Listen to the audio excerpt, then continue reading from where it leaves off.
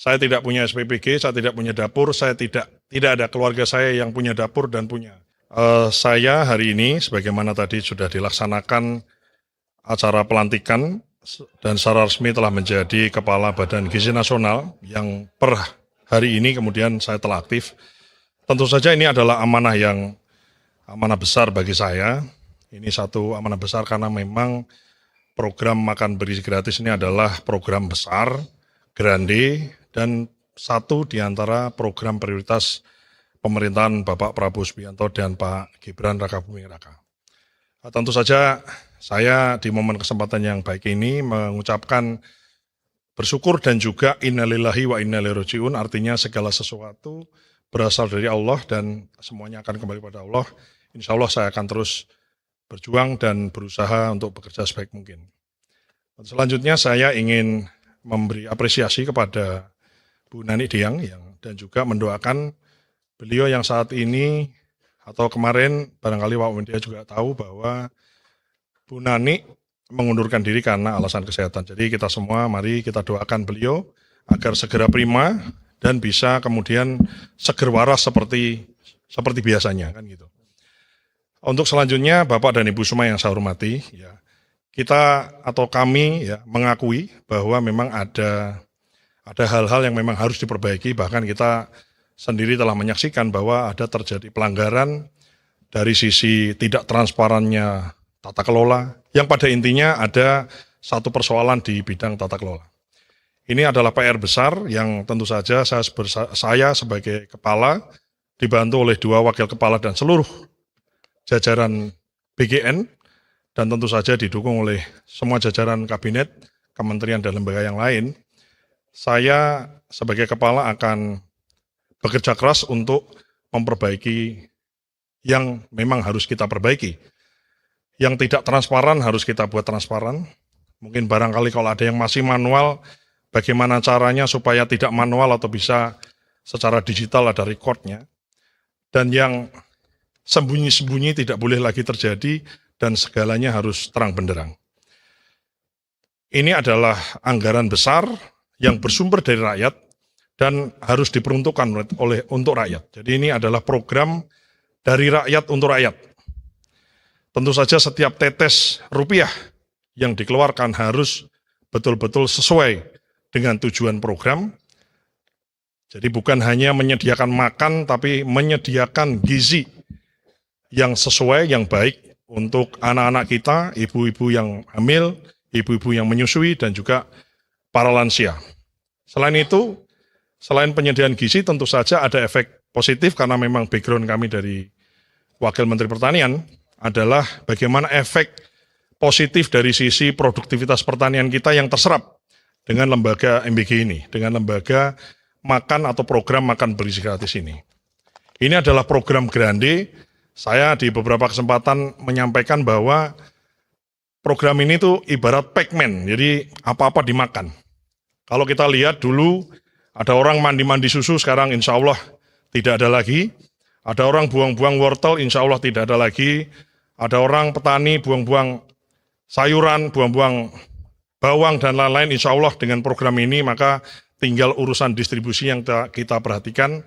Salah satunya adalah, mohon maaf mungkin sedikit flashback di Kementerian Pertanian, adalah adanya program pemenuhan telur dan ayam yang tersebar di luar Jawa, karena memang secara distribusi di luar Jawa ini dipandang memang masih kurang dan oversupply di Pulau Jawa. Bapak Ibu semua yang saya hormati, saya di momen kesempatan yang baik ini dan diliput oleh seluruh media ingin menyampaikan bahwa dengan menjadi kepala ini tentu ini suatu tanggung jawab dan saya ingin menggunakan media ini untuk menekankan secara publik bahwa saya memiliki keluarga, saya memiliki sahabat, saya memiliki teman, rekan, siapapun itu termasuk alumni dan seterusnya. Dan saya ingin menyampaikan bahwa sebagai kepala ini, kalau nantinya ada orang misalnya menawarkan jasa, barangkali dengan imbalan, ngaku-ngaku orang saya, keluarga saya, sahabat saya, teman saya, alumni bersama saya, dan lain-lain, yang dirasa tidak sesuai, saya pastikan itu tidak benar. Dan saya minta kepada yang bersangkutan misalnya, itu kemudian dilaporkan kepada pihak yang berwajib.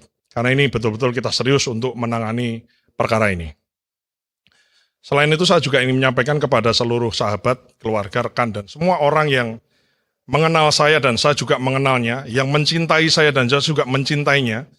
Minta maaf mungkin barangkali saya tidak kemudian memberikan atensi khusus atau tidak memberikan semacam prioritas kalau yang dibahas adalah seputar pekerjaan.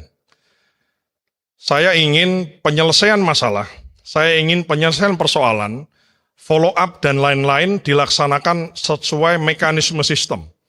Jadi kita bukan lagi trust in person, kemudian kita bicara di ruang-ruang yang remang-remang yang gelap, di private room di restoran, tapi segala sesuatu harus dibahas di ruang-ruang yang terang dan transparan dan dilihat orang. Saya kira penting untuk saya sampaikan. Untuk selanjutnya, Bapak, Ibu semua, publik termasuk juga di sini awak media, saya mohon doa, mohon dukungan, mohon restu untuk kami bersama-sama dengan Wakil Kepala, Bu Arumsari dan Pak Trenggono, beserta seluruh jajaran BGN dan seluruh stakeholder. Di sini ada SPPG, ada SPPI, ada mitra, dan lain-lain.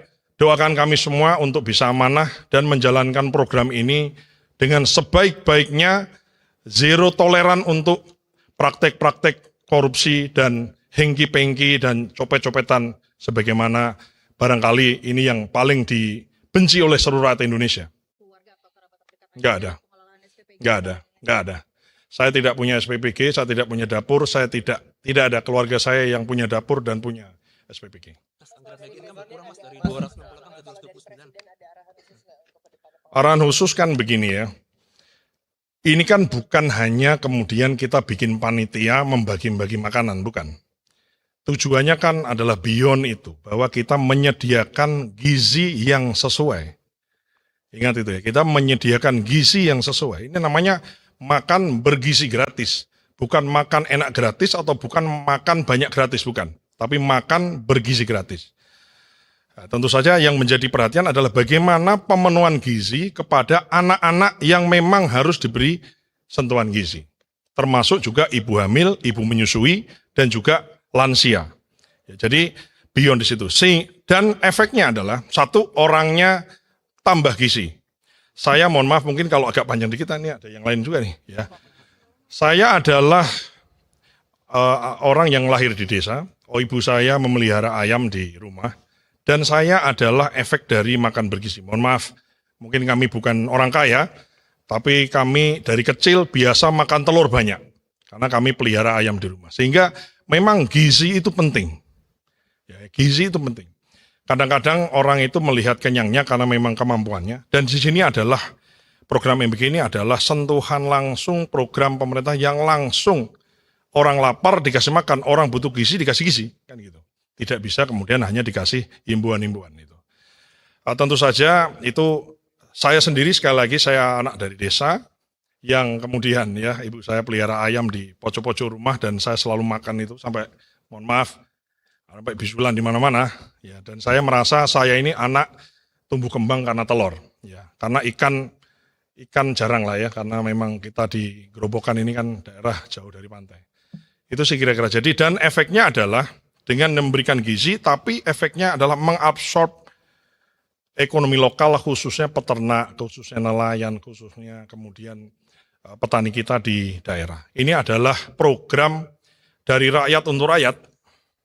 Dana APBN yang besar itu kemudian beredar di desa-desa. Dan saya, karena background saya adalah Wakil Menteri Pertanian dan selama 2 tahun ini kemudian berada di Kementerian Pertanian, kami melihat langsung bagaimana efeknya, kami melihat langsung bagaimana manfaatnya kepada ekonomi kita di desa-desa yang dirasakan secara penuh oleh para masyarakat kita, khususnya petani, peternak, dan nelayan di desa-desa.